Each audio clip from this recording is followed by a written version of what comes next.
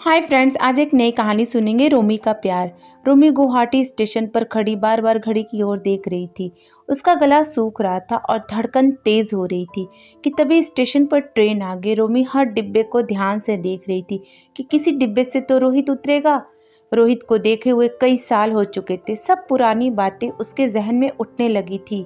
वे दोनों एक साथ ही पढ़ा करते थे। एक बार परीक्षा के दौरान कॉलेज जाते समय रोमी की स्कूटर पंचर हो गई थी।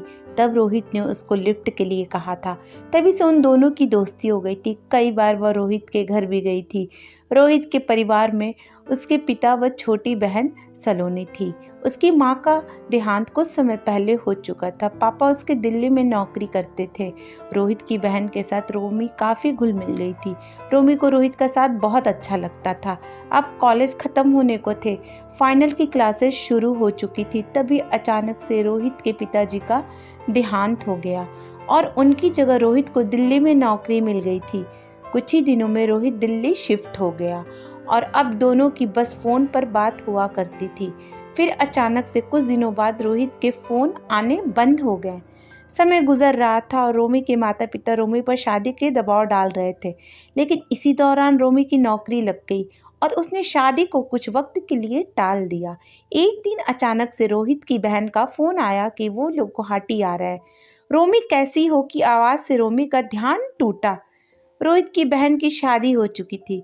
रोमी ने उसको गले लगा लिया और इधर उधर रोहित को देखने लगी। सलोनी ने कहा कि तुम जिसको इधर उधर देख रही हो वह कभी नहीं आएगा। रोहित एक एक्सीडेंट में हम सबको छोड़कर चला गया है। वह तुमसे बहुत प्यार करता था और शादी भी करना चाहता था। यह सुनने के बाद रोमी रो पड़ी। फिर सलोनी ने पूछा, तुमने अभी तक शादी नहीं करी? रोमी ने कहा कि मैं रोहित के बिना शादी कैसे कर सकती थी, और यह कहकर रोमी बाहर चली गई।